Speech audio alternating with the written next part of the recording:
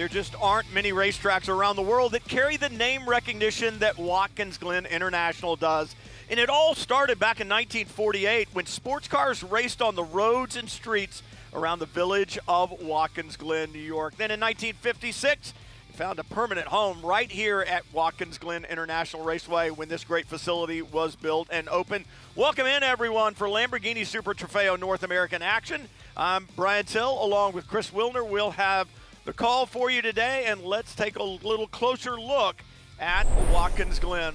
Nestled at the base of Seneca Lake in the Finger Lakes area of New York State, an absolutely beautiful area of the country, sits this gem of a racetrack. 3.4 miles, 11 turns, and it has everything. Long straightaways, fast corners, slow corners, and some great names as well. Turn one, great passing zone. Down to the inner loop, you can get it done, but the entry there is so quick, then you dive down into what we call the boot. Up to turn 8, heavy braking. Passing can be done there. Climb the hill, rejoin the old circuit, back around through turns 10 and 11, and you've completed a lap here at Watkins Glen. Welcome in to the third weekend of racing for the Lamborghini Super Trofeo North America Series in 2025. We'll have 6 of them, and the 6th weekend, of course, is the World Finals, I should say, in Misano, Italy. And Chris Wilner, when you release the Raging Bulls onto this racetrack, as a fan, as a spectator, you know you're going to see some great action. Absolutely, Brian. This is a fantastic racetrack to host the Raging Bulls. 38 entries here at Watkins Glen. Can't believe we're already at the halfway point of the 2025 season. It has been exciting thus far with the first 2 opening rounds at Sebring and Laguna Seca, and then of course here at Watkins Glen, an iconic racetrack that, Brian, you know, every driver when they step foot on this property want to take the checkered flag and be victorious here. Well, and great point, Chris, because every racetrack you go to as a driver, you want to win there, right? But you really want to be able to have a trophy in your trophy case that has the names of those iconic racetracks on them. Watkins Glen, certainly one of those. If you're a fan of Lamborghini Super Trofeo, you certainly recognize 4 different classes in Lamborghini Super Trofeo North America action. You've got Pro, Pro-Am, Am, and LB Cup, and you can tell which car is which by what I call the chiclet on the back of it, or the triangle in the windscreen up front. Upper right, you'll see a different color triangle for each of the different classes. That orange color is for Pro, the yellow is for Pro-Am, and then you go back to green for LB Cup and blue for the Am category, or I should say blue for LB Cup and the yellow for the Am category. So you'll know which cars you're looking at because, Chris, they're all exactly the same Lamborghini Super Trofeo Evo 2.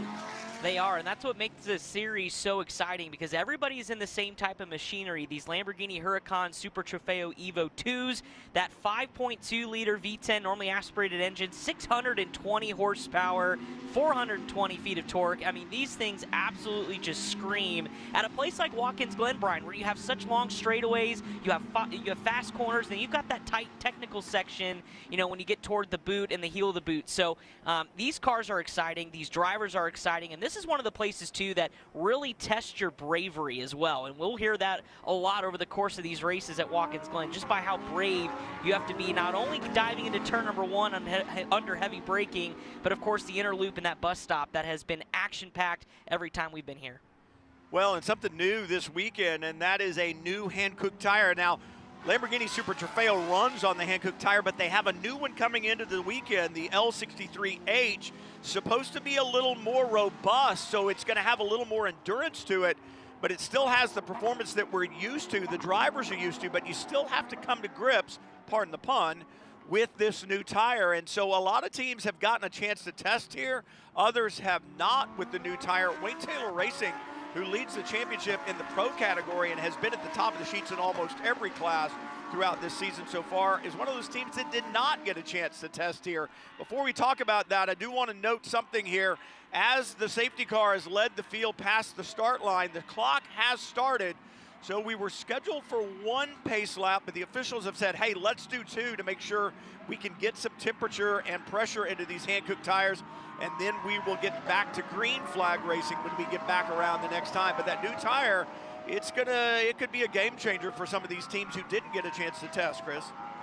Yeah, absolutely, Brian. And one of those teams that didn't were really Wayne Taylor Racing, and it kind of showed after qualifying with them not being on the pole, and instead TR3 Racing, which had been a part of the test here with that new tire, on the pole. Will Bamber actually getting his first career Lamborghini Super Trofeo Series North America pole. So interesting to note kind of who's come to grips with this new tire. Obviously, I know, Brian, you and I talked about before the show the fact that the weather conditions so different from when these drivers tested here at Watkins Glen with this new tire. It is hotter today in the mid-70s. It's supposed to be in the 80s tomorrow. The sun is out, but the big thing today, Brian, is the wind. You can even see it on the trees here around Watkins Glen, around the property, gusting to some 25 miles an hour out of the north, which means it's going to come right at your face off of turn 10 down the front straightaway, and then it's going to be right at your back, hurling you into that inner loop. So obviously, Brian, that poses even more challenges for these drivers. Absolutely it does, and I don't think the wind was nearly this strong when we were qualifying earlier in the day. So this is going to change the dynamic of the car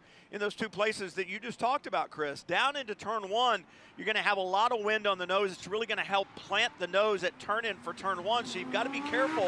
If the car was a little pointy and rotated a little too much at entry when you were in qualifying, it's certainly going to have that tendency now unless you dialed some of that out.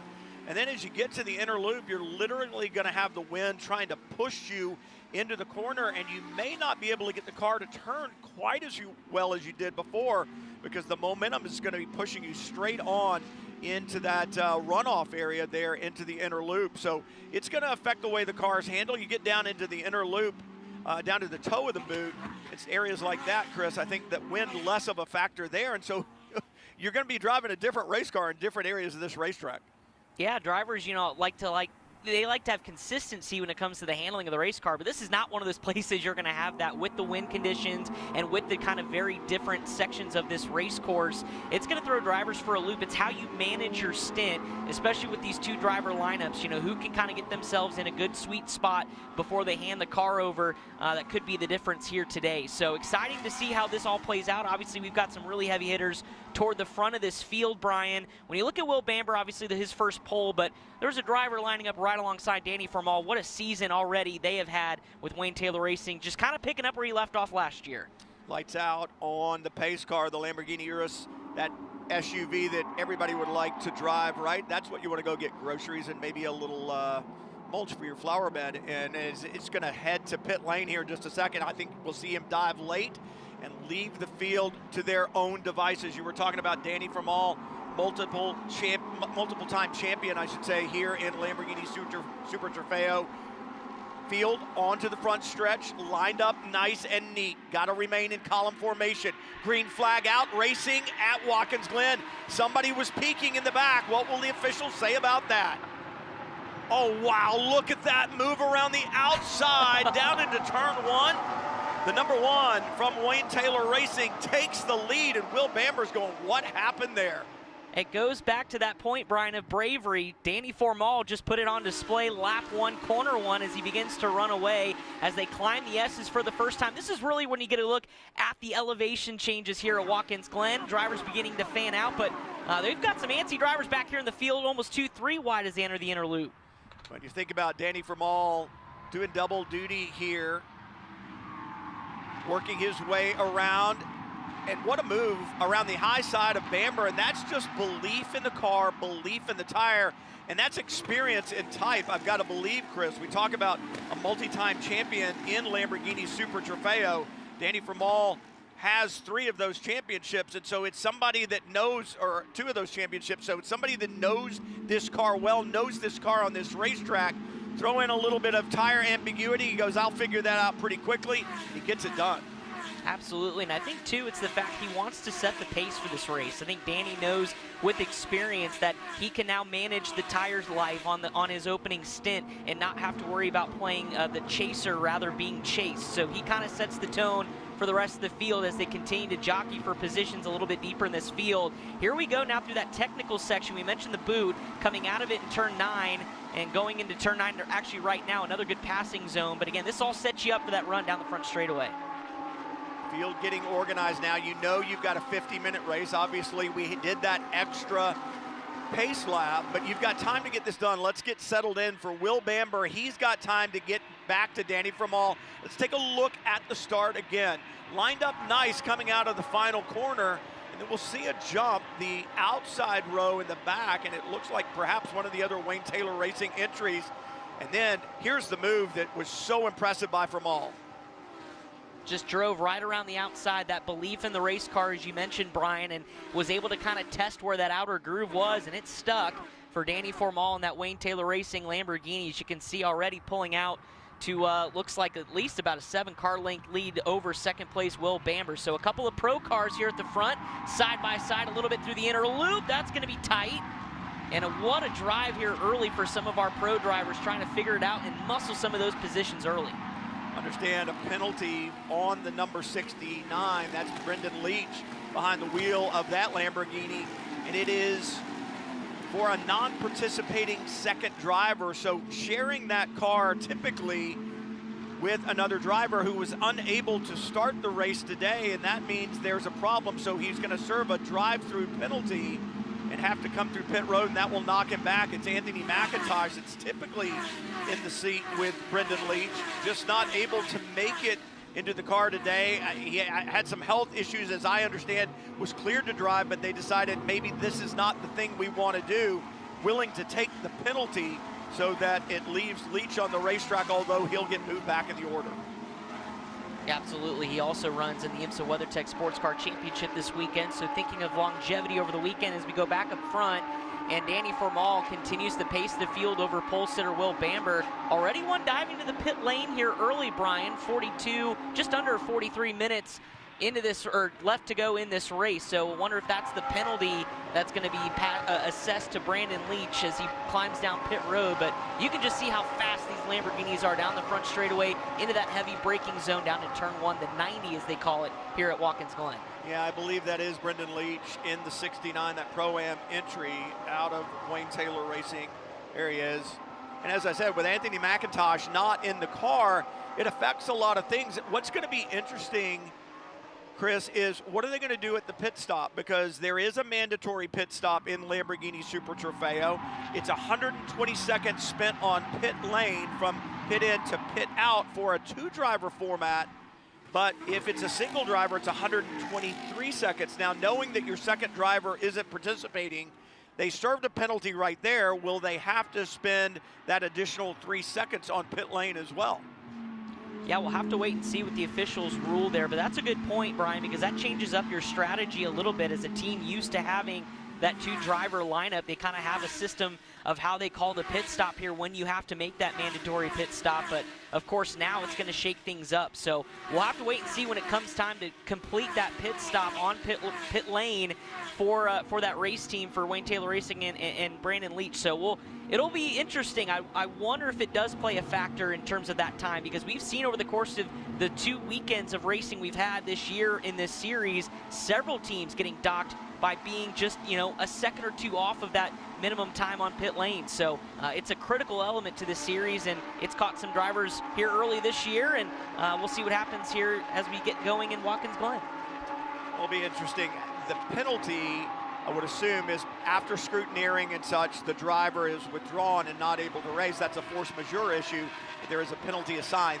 I would think it turns the car into a single driver format as far as the entry goes, at which point in time the 123-second minimum pit stop would apply. So that's what I'm expecting to see for the number 69 when we get to the pit stops. And it's interesting too, Chris, if you're a fan of the series, you're familiar with it. If you're not, you'd go, well, why is there a different time? And it's pretty simple. If you're not doing a driver change, if there's not a new driver getting in the car, the driver who's staying in the car, knows the racetrack, knows the tire, what the car has been performing like. So he actually has an advantage on the outlap out of pit lane. So I think that additional time spent on pit lane for single driver formats is certainly understandable. Absolutely, absolutely. For those 2-driver lineups, that kind of delta is the difference between the driver change and obviously the new driver getting acclimated to the race car on the outlap. As you mentioned, I like the single driver lineup as well, just because there's consistency. The team kind of knows what the driver likes behind the wheel as far as setup, and understands how this car progresses over the course of a stint. So, but you're right, it comes down to that 3 seconds on pit lane is the difference. So we'll see how it all shakes out.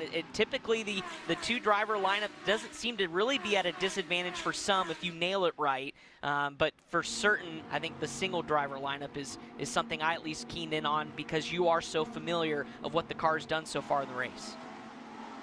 Lots of action going on the racetrack right now. You look back at Tom Capizzi aboard the number 49 LB Cup entry. He's leading that class right now.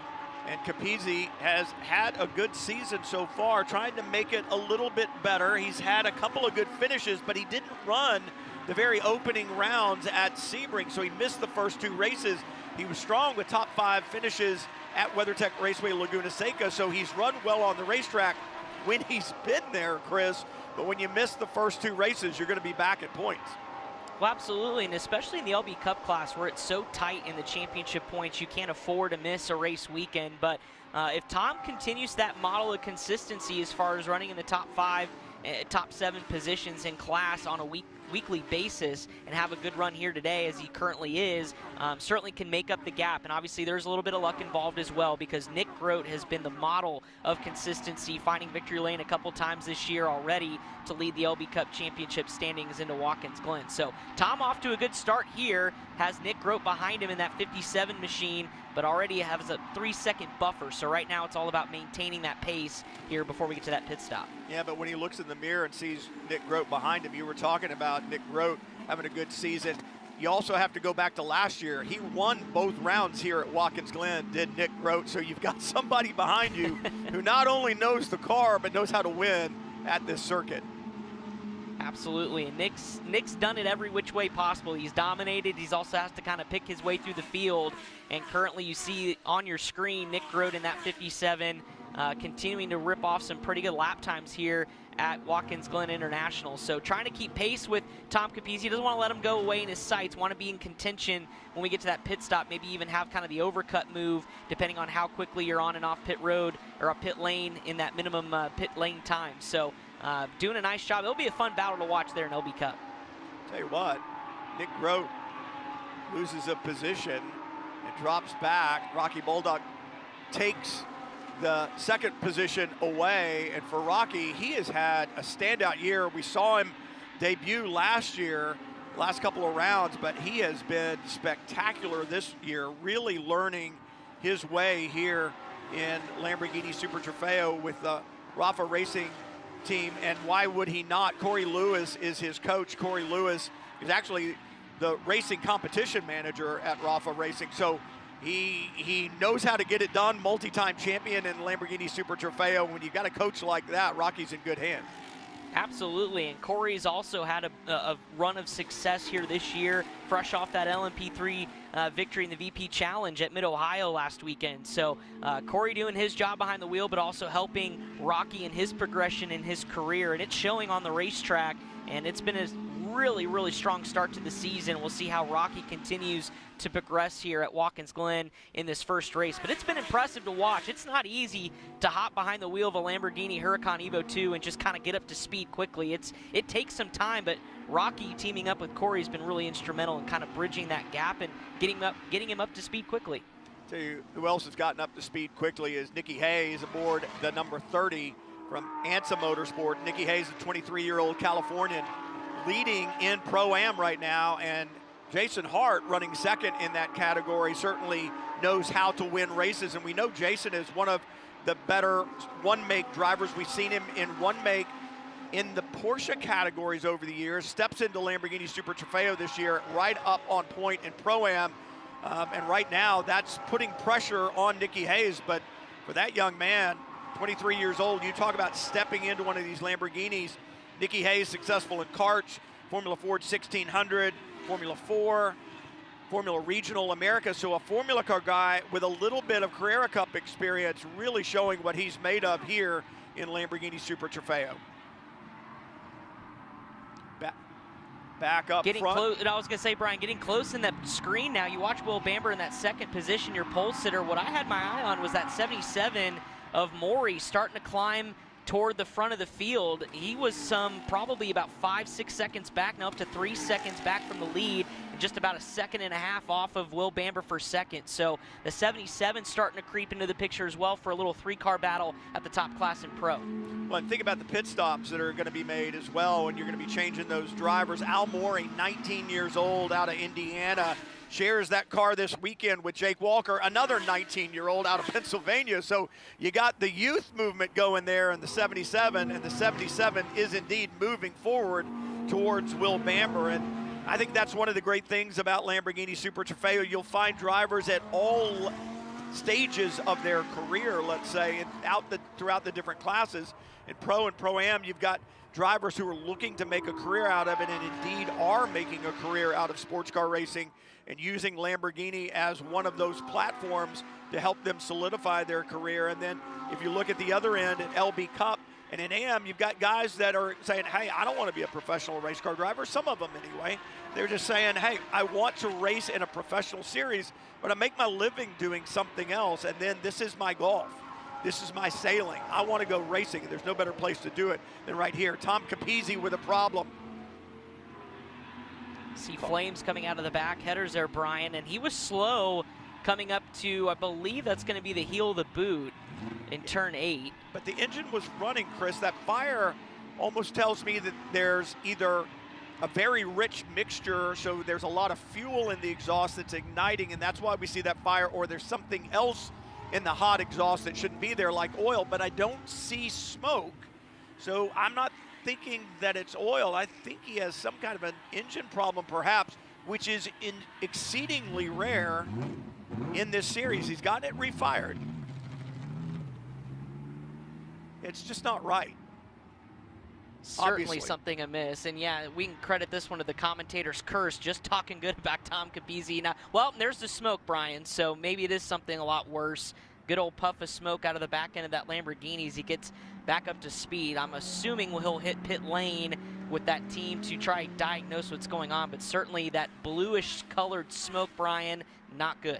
Yeah, not good at all, and it's a normally aspirated engine, so it's not anything from a turbo, and like I said, it's exceedingly rare that we see problems with this engine.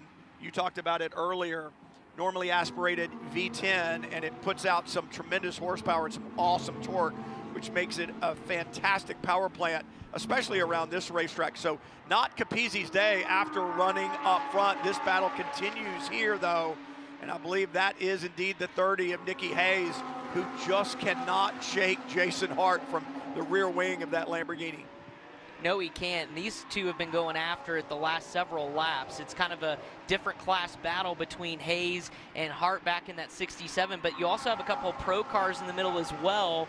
I believe that's Nick Persing in there in the 8 machine directly behind Hayes in the 30. So that's the other thing, Brian. You got, oh, big squirrely move going up the S's for Nick Persing. That was a moment that'll certainly catch your attention, Brian. Going up those fast S's, that's the last place you want that car to get out of shape.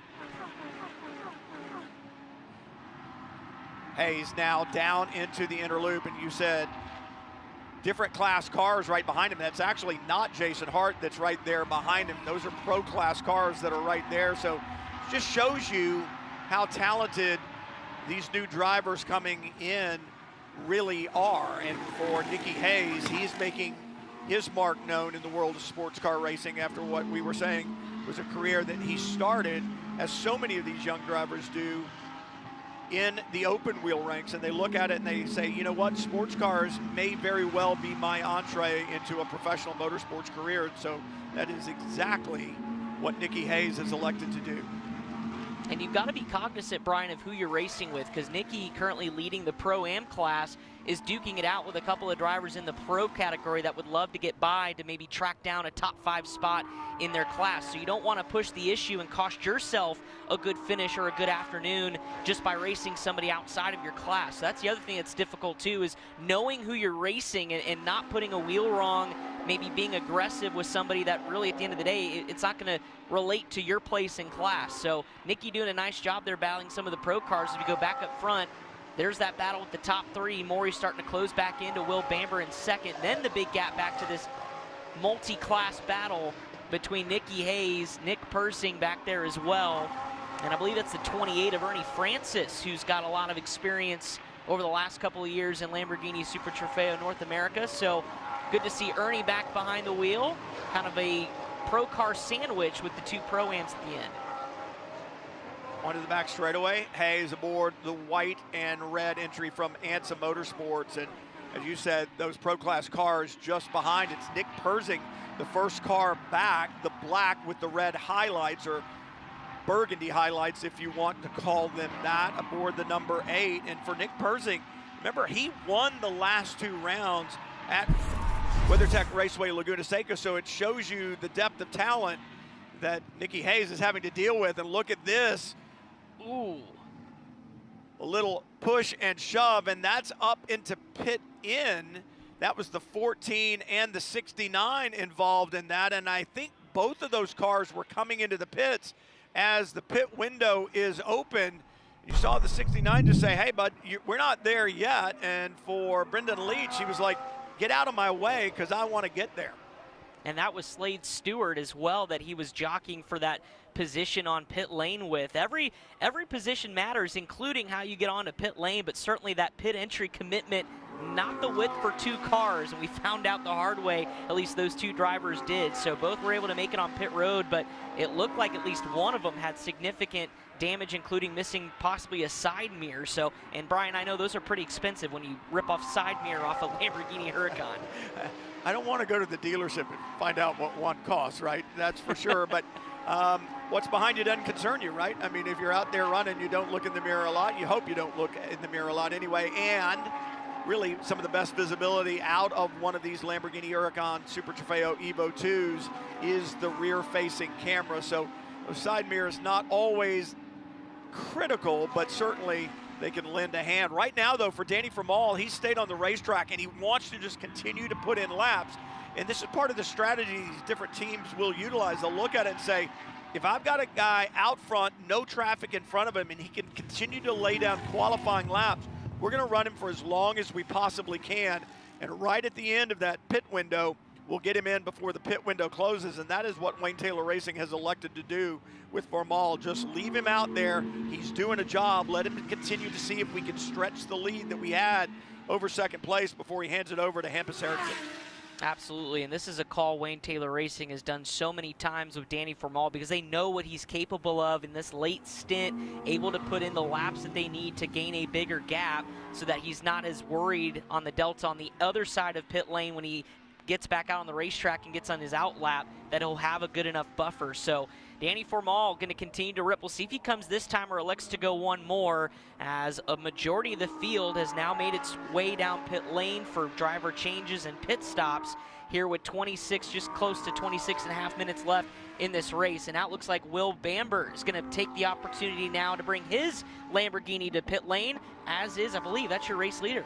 It is the race leader, but there was the way that he came in to the pit lane is a concern to me, Chris, because what I understand from the driver briefing is that you need to commit before that line. You need to have 2 wheels in the lane or to the right of that yellow line when you get to it in order to be committed. And I don't believe Danny Formal did. I believe he came and crossed 4 wheels over it. So we're going to have to see if the officials look at that differently than I just did. But my understanding of it is that you need to have 2 wheels inside of it before the line starts.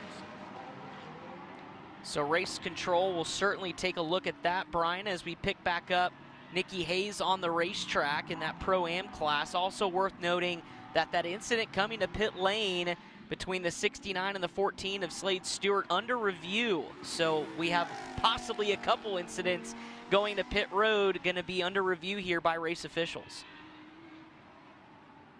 Well, we'll have to see what the officials have to say, and it's little things like that that can completely derail your effort if they don't go the way that you thought. And it's the devil's in the details, right, Chris? I mean, that's what motorsport is all about. Absolutely. It's execution on the racetrack, getting onto pit lane. It's for your crew. One little mistake can cost you your race, and especially for those two drivers running inside the top 5, costly mistake there if something were to come up of it. Nonetheless, at least some bodywork damage on the 69 machine. So you're right. It all comes down to the minute details, and every aspect has to be executed perfectly to win one of these races and be in contention, because it is that tight, that competitive here in Lamborghini Super Trofeo. Nicky Hayes now into the pit lane, and you can see the line that I was talking about as he comes off the corner. Let's take a look back at Danny Formal. You see the line. Where does he cross it? Oh.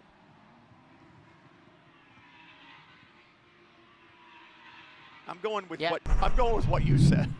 Yeah. Yeah, certainly went a little bit too far, about 10 feet too far. I understand that maybe wanted a good angle to get onto pit lane, but the yellow line is there, Brian, for a reason, and that's pit commitment, and the drivers are told that. You know, we, of course, have driver and crew meetings before each race weekend about some of the nuances of racing at each circuit, so certainly that was addressed by race officials. And now we'll have to see what happens with Danny Formal, as Hampus Eriksson now is behind the wheel and will take it home for Wayne Taylor Racing. Speaking of another young prodigy, Hampus Eriksson, of course, relation to Marcus Ericsson, Indy 500 winner, and Hampus now making his presence felt in the motorsports world here in Lamborghini Super Trofeo. Really the only mark on the finishing positions for Formal and Eriksson was race 1 at WeatherTech Raceway Laguna Seca, where they finished well back. On the podium all other 3 races, including sweeping the weekend to open the season at Sebring. Pole position in both of those races and wins in both of those races at Sebring. So obviously a very strong effort here. Danny Formal knows how to get the job done. We said he's won this championship twice before, so it's one of those deals where they've got a good car, they've got a good team, and hopefully mistakes won't haunt them and take good finishing positions away. We'll have to wait and see what race control says about the pit in.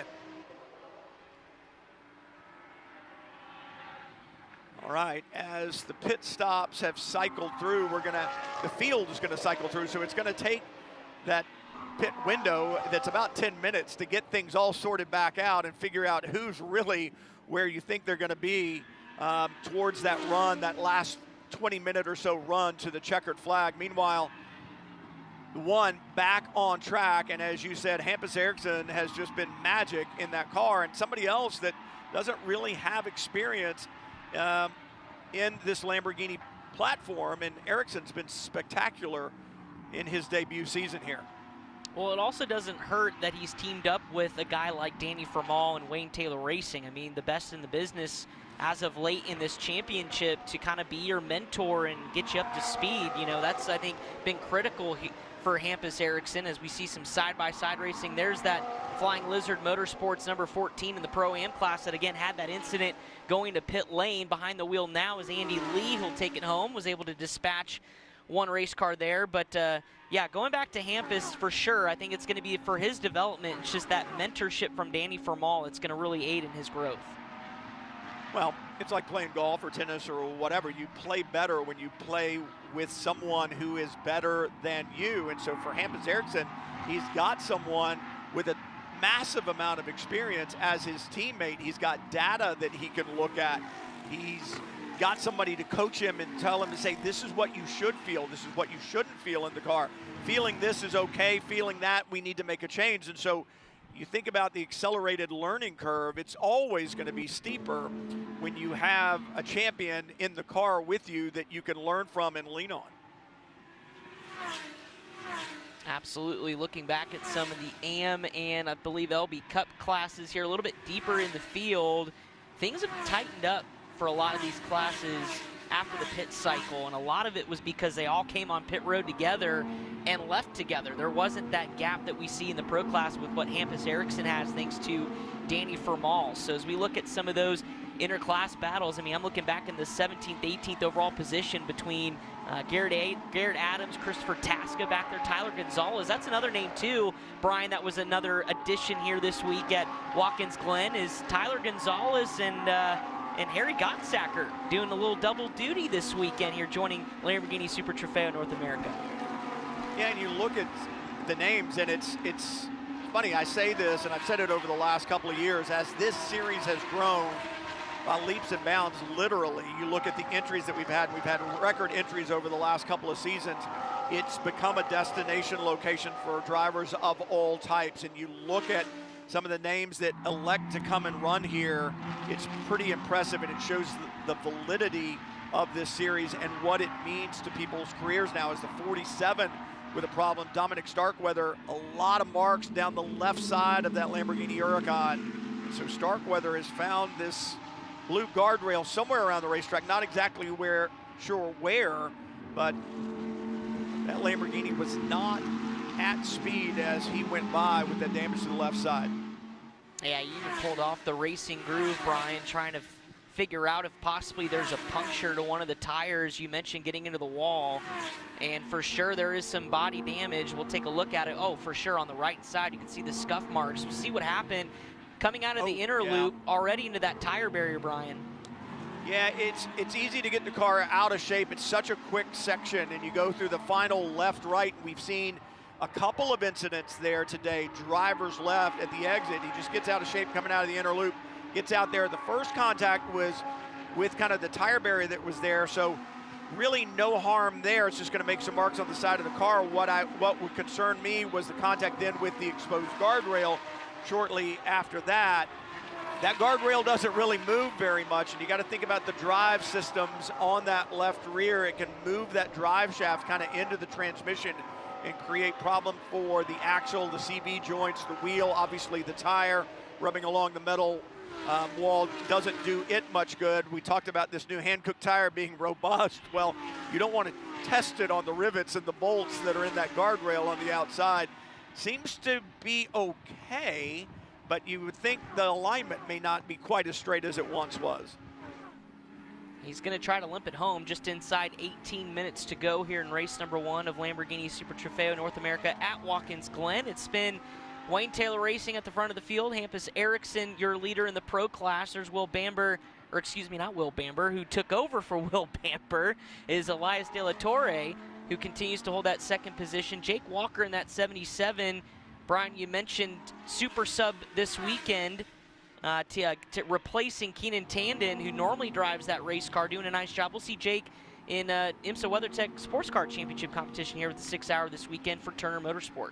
Yeah, a couple of guys doing double duty out here. Then you've got Conrad Geese in 9th overall, but first in Pro-Am. We talked about the great job that Jason Hart has done, both as Conrad's coach, but as his co-driver as well, taking that 67 to the point in Pro-Am for TR3 Racing. And remember, TR3 is one of the teams that was able to test here on this new hand-cooked tire, and they certainly showed the pace in qualifying, and now they're showing the pace in the race.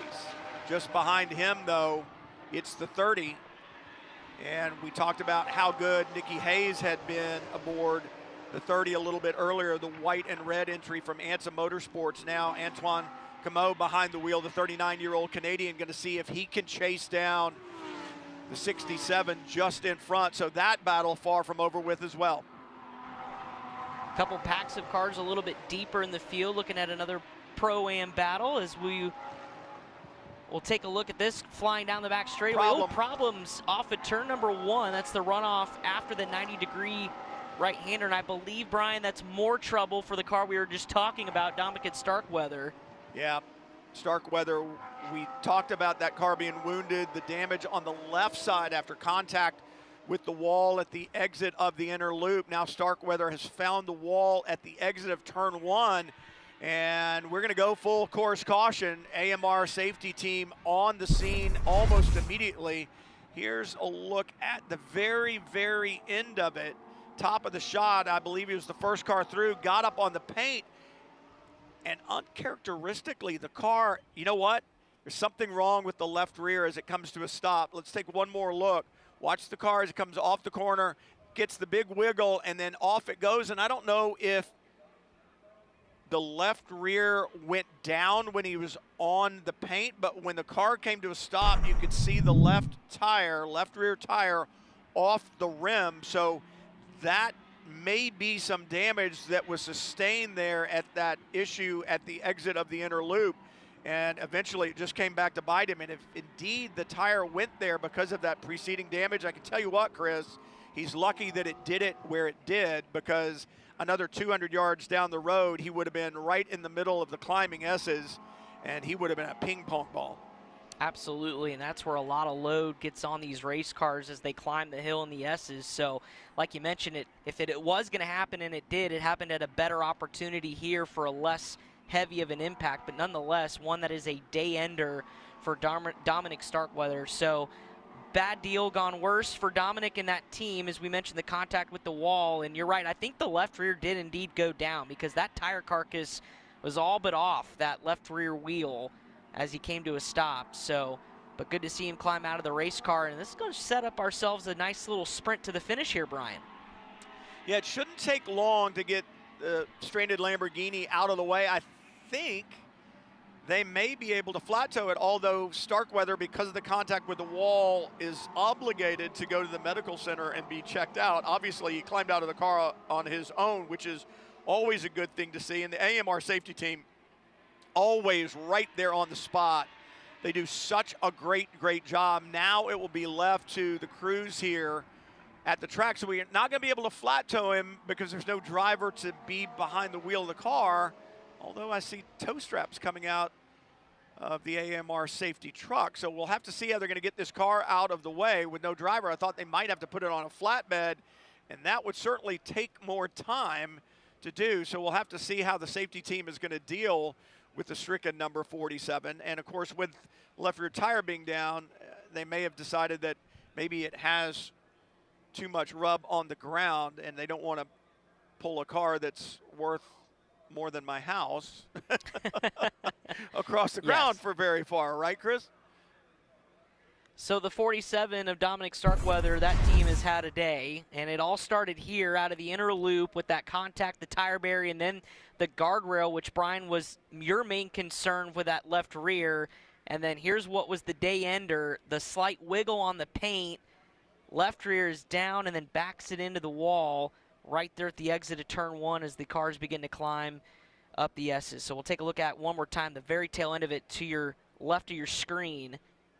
Yeah, it's hard to tell. I can't tell if the left rear goes down after he spins or it goes down before, but it almost looks like it goes down before, Chris, because he gets a little yaw at the exit of one, and as he corrects it, as the load comes back on the car, it's like the right rear, it's like the left rear is what goes down on the car, and that's what causes the yaw, and then the uneven balance of the car is what shoots it back in the opposite direction. You can definitely tell as he bounces across there to the wall that the left rear is down. So I got to believe it happened back at the inner loop. You saw the mirror laying there in the grass. The unfortunate thing is he damaged the left side of the car at the exit of the inner loop in the first incident, and now he got the right side too. So there's not a square panel there, on at least from the doors back, on that number 47 Lamborghini Huracan. So cleanup continues here as we approach under 12 minutes left. Good look at some of the fans that have already made their way here to Watkins Glen. What a special weekend, Brian, this is. You hit the summer months here in June. Everyone, the kids are out of school. Everybody makes plans to come to Watkins Glen, and it is a camping fan fair. And the fans have come out. They were here yesterday, and of course they'll be here all weekend long, checking out all the great racing. And it's one of my favorite weekends of the year, especially just because of the atmosphere here at Watkins Glen. Yeah, I love the family atmosphere, like you said. Grill going right there. It's summertime, so you're going to grill yourself some dogs, and I think if you hot dogs, that is. I think if you look at the signs around this racetrack, you know what kind of hot dogs you're going to be grilling. Yes, plenty of Salen's hot dogs have been consumed or will be consumed over the course of this weekend. So especially now before it gets really hot. I know the forecast later this weekend is going to be pretty sticky as far as temperature is concerned, but picture perfect afternoon here for Lamborghini Super Trofeo. And take your brief sabbatical now from the racetrack, because here in about a minute or two when we go back under green, this is going to get real exciting for the finish of this first race. It's one of the better camping tracks on the IMSA schedule. All of our tracks are just wonderful to go to, but you think about racetracks like this that have such a large footprint. similar to that of Road America. Mid-Ohio certainly has its share of camping that is available as well, but the infield here at Watkins Glen, it's attracted people since 1956, right? Since the time that it was built and open, fans looking up, hey, give us a wave. I think they're looking at us on their camera, or on their phone, but weren't sure where the camera was. But you think about everything that's gone on here. Some of it you can talk about, others you can't. You think about the bog back in the day and the bus that was rolled over during one of the Formula One events and then eventually burned. I think that was just filled in, actually. It's probably, the remains of it are probably still down in the bog. I'm hoping that's not a fan who was out in the sun just a little too long right there. SPF 30 is your friend this weekend, that is for sure. But no, you're right. It is really special. And even just the history of Watkins Glen, you think of all that's happened on this race circuit, from the U.S. Grand Prix with Formula One, of course NASCAR, beginning back in the mid-50s after this racetrack opened, all the way till now, and then kind of some of the one-off races that have been held here. It is kind of the place to be anytime there's an event. And as a Syracuse graduate from just about an hour and a half up the road, this was the place we all went to get our need for speed while we were trying to get a degree and learn something in school. So this was always a lot of memories made here at Watkins Glen. Guy looked like he knew he was on camera, but he wasn't going to wave. Didn't he? Playing it cool. He's playing it cool. I get it. We talked about the family atmosphere that is here, and you go back to, I believe it was 1948 when they started racing on the roads and the streets around Watkins Glen. And I don't know, Chris, if you've ever, I'm sure you have, being the race fan that you are, you've been around the original circuit, I would assume. Oh, yes. That was the first thing I did. My first trip to Watkins Glen during that weekend.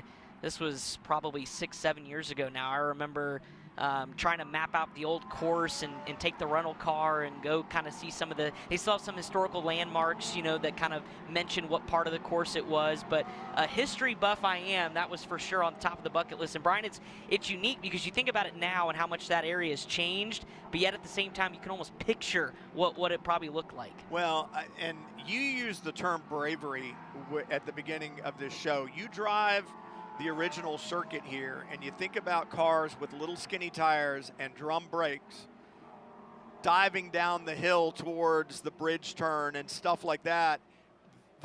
I don't know if they just didn't know how dangerous it was or what, but you look at the modern machinery that runs here, and obviously the speeds are mind-boggling at which they go through the corners, but I do know they will stop, and I do know they will turn. And I do know that a lot of those old cars weren't particularly good at either one of those two things. Talk about history. This is when I first started racing here, Chris. Actually, yep. Okay, it was a little after that. But here's some great historical footage from both the racetrack when it was first opened. You saw some of the action on the streets as well. Think about the history between the GTP machines that we saw in that historical bumper and the GTP machines that we see today.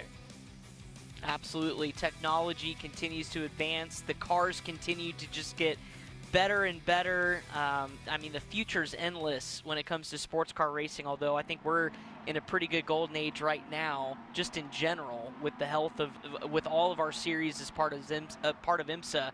But it's exciting to see what's going to happen next. But what is going to happen immediately next is going to be this restart. And Hampus Ericsson's going to have a healthy field breathing down his neck off of turn 10 when they come take the green flag. And I think it's got a lot of the attention of the fans here in the grandstands of just what's going to happen, because you remember that hero move from Danny Formal on lap 1? We'll see if somebody like Elia De La Torre or Jake Walker has that up their sleeve. See if they can return the favor. Lights out on the Lamborghini Euro safety car, so we will go green. And for De La Torre, his nickname E4, he's part of the young driver program at Lamborghini, just 19 years old, out of Florida.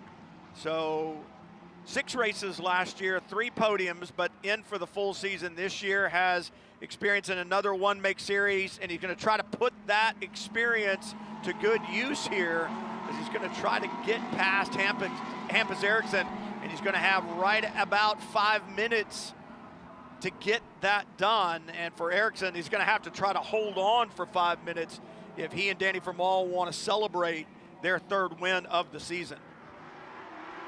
Time to run away and hide if you're Hampus Eriksson as the cars get up to full song. And off of turn number 10, the restart with 5 minutes to go in race number 1 of Lamborghini Super Trofeo North America at Watkins Glen.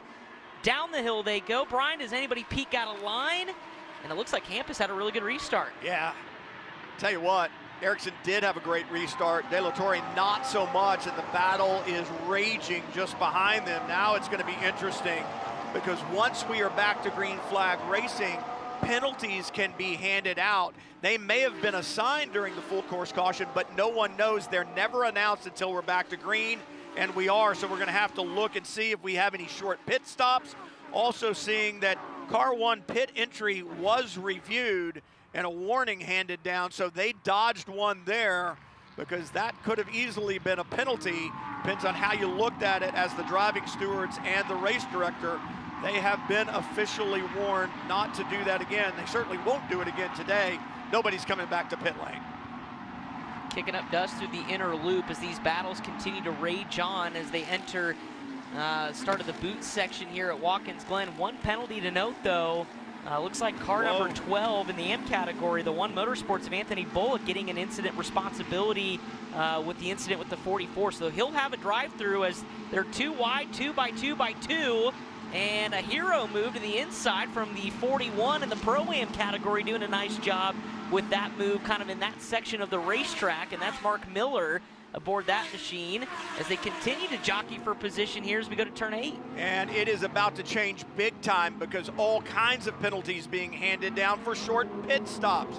Car number 1, your leader. Car number 12. Car number 57, 65, 86, and 99. 1, 2, 3, 4, 5, 6 cars with short pit stops long enough to take them into drive-through territory, and those 6 cars will indeed have to come to pit lane. Wow, so this will shake up the running order for sure. 3 minutes to go in race number 1, and that is a hefty penalty for all of those cars, but in particular, car number 1, your championship leader and, of course, race leader at the time with Eriksson and Danny Formal. So they'll come down. Already a couple cars making their way with their drive-thrus down pit lane as the battle continues on off of turn number 1.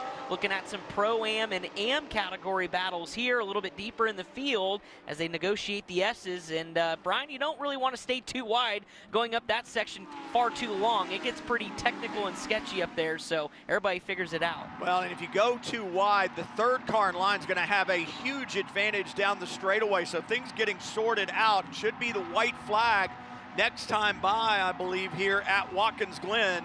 And things got really mixed up with that late full course caution and the penalties handed down for those short pit stops. The complexion of this race has changed. The one, it'll be, if they don't serve it, it will be assigned as a drive-through equivalent at the end of the race, and that will move him back in the order. So be interesting to see what the officials do. It was inside 5 minutes to go, basically, when the penalties were announced. So they may let them serve them as drive-through time equivalents at the end of the race. And if that's the case for Hampus Eriksson, it's got to be hammered down, get as much lead as you can so that that penalty doesn't move you too far back in the order. Absolutely, as he'll come off of turn number 10. We'll check the starter stand, and indeed the white flag is out. So Hampus Eriksson with that impending penalty, trying to just gap a little bit on the 29 of De La Torre, who, if he can keep up this pace, should be the eventual winner. As we look back a little bit farther with Jake Walker, Nick Persing back there in the top 4 of the pro class, but it is all shaken up in the Pro-Am category as well, with Tyler Gonzalez, of course, doing double duty with Michelin Pilot Challenge. He's also got that 81 machine in the top spot of Pro-Am with Conrad Geese back there in second. Yeah, think about how this is going to play out. I'm sure Elias De La Torre knows on the radio, his team looking at the timing screen, sees those penalties being handed down, and they're saying to him, just focus forward. That blue and black number 1, he is not there. You are the leader. Bring it home.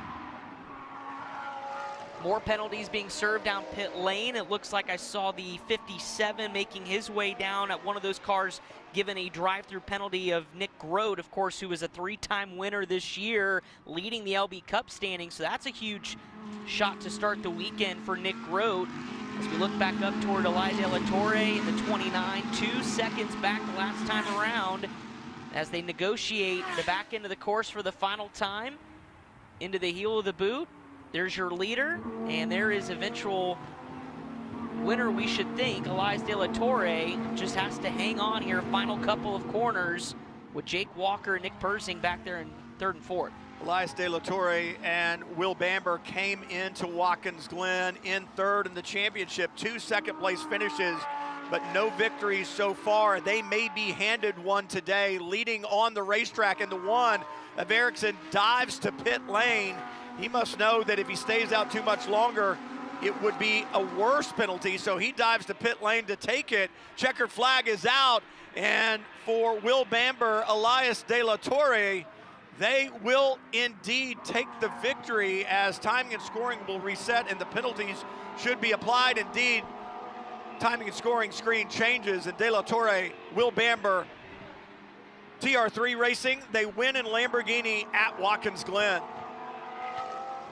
What a drive for Will Bamber. Of course, won his first pole earlier today in qualifying, and Elias De La Torre brings it home for their first win of the season. Jake Walker in second with car number 77, Nick Persing and Luke Berkeley, who cracked the top 4 after those onslaught of penalties, is how they'll finish in pro. And how about Tyler Gonzalez in the 81, sharing that with Harry Gottsacker, a win in the Pro-Am class. Yeah, think about that. Welcome back to Lamborghini Super Trofeo, and you walk away with a victory, so pretty special stuff there. And in the AM category, McGee just continues to impress. That is Glenn McGee's 4th win on the season, sharing that number 10 with Graham Doyle, so they will continue to extend their lead in the AM category. And for Mark Brumman, good, strong, consistent drive aboard the number 52, and he'll celebrate his win here at Watkins Glen and LB Cup. And when you look at his championship, Brumman came into the weekend in second, and walking away with the win, that is going to help him as Grote finishes back in 6th, I believe, in LB Cup. And so that is going to help Mark Brumman close in on Nick Grote in the championship in LB Cup. And a good rebound for Rocky Bolduc, too, who finished second in that class in LB Cup, and he came in third in the championship, pretty tight as well. So some shakeups in the championship as we look at our unofficial results of race number 1, with, of course, Elias De La Torre and Will Bamber getting the Pro Class victory here this afternoon. And a rush to look at the top 10. A couple of Pro-Am cars sneaking in there. We mentioned the winners of Tyler Gonzalez and Harry Gottsacker. Geese and Hart had a solid run as well in that 67 machine. They were mired back in the pack a little bit near halfway, Brian, and a good rebound to second in class. Absolutely, and you know, that's the great thing about Lamborghini Super Trofeo. It never disappoints because it's always exciting right up to the end, and people go 50-minute race, and you go, yeah, 50 minutes worth of nonstop excitement as you look and continue to look through the second 10 of the unofficial results. We talked about Doyle and McGee, another victory there. Great for them in the championship, and they are just absolutely dominating right now in the AM category. And as you mentioned, great run for Mark Brumman in LB Cup, because that's going to help him in the championship. Big field here, 37 cars started, and all kinds of stories throughout. And the biggest stories are going to be those pit stops. And it's like we talked about, Chris. You got to get the job done on the racetrack, but you've got to get it done in pit lane as well. Absolutely. A lot of these teams that were handed down those penalties are going to be going back to the notebook, seeing what they could have done better, because they cannot afford another incident like that in race number 2 tomorrow. When you think of the championship and just how tight and how much of a point swing it can be, especially for some of those drivers late that got handed those penalties, going to have to clean that up for tomorrow. But certainly that was the name of the game today, in addition to some pretty spectacular racing. Some great racing. So you think about those solid 2 days of testing that Elias De La Torre, Will Bamber, and the TR3 squad was able to do back in May. Well, it paid off. Pole position in both of the races so this weekend, and they'll take the victory in race number 1. Lamborghini Super Trofeo North America, 2 races on the weekend. Number 1 is in the books. Race number 2 coming at you tomorrow. More Raging Bulls on one of the most iconic road courses in North America. Watkins Glen International. For Chris Wilner, I'm Brian Till. We'll see you again tomorrow.